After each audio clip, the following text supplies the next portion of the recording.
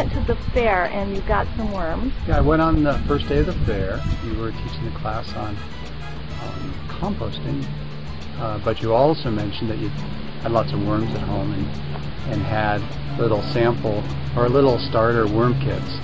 And I brought mine home and combined them with a few worms that I'd already purchased locally. And while I may have overfed them, they have been eating voraciously, and from being kind of medium-sized, they're now big and chubby. How big? Well, they're probably 2 to 3 inches long and about as big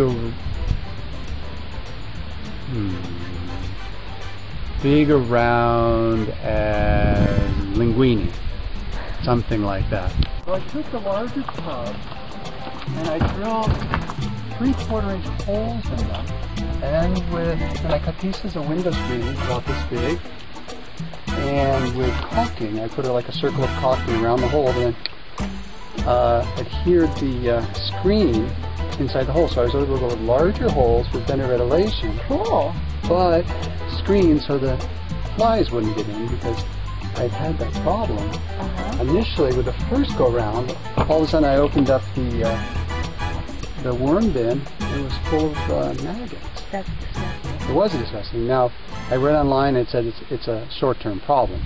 They'll hatch and they'll be gone and all that. So now my new one has screens over larger holes.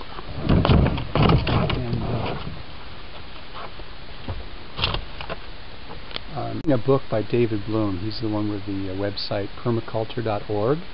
And he was saying, you know, you should make yourself some livestock bins. He said, but don't think of the large animals, because if you get those, it's just like you are married to them. You have to take care of them every day. He says, work with things that are really easy, you know, that don't you can almost forget about, and they're fine. He said, worms are very good.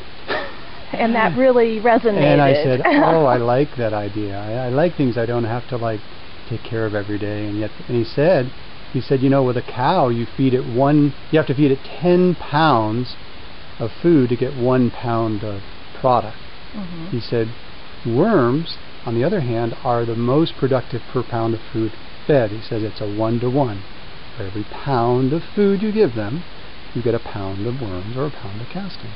Although you don't necessarily eat that. No, but then that's the best source of something for your garden. Yeah. And after seeing the price for worm castings at the garden centers, it's like, this is easy.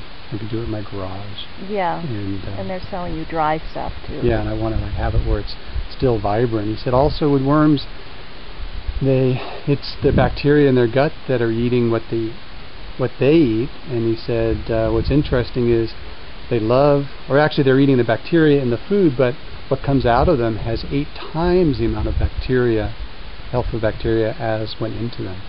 Cool. Yeah. Anyway, I think it's a lot of fun. Good, good. Well, next time I'll see you at your house. All right. Can't wait.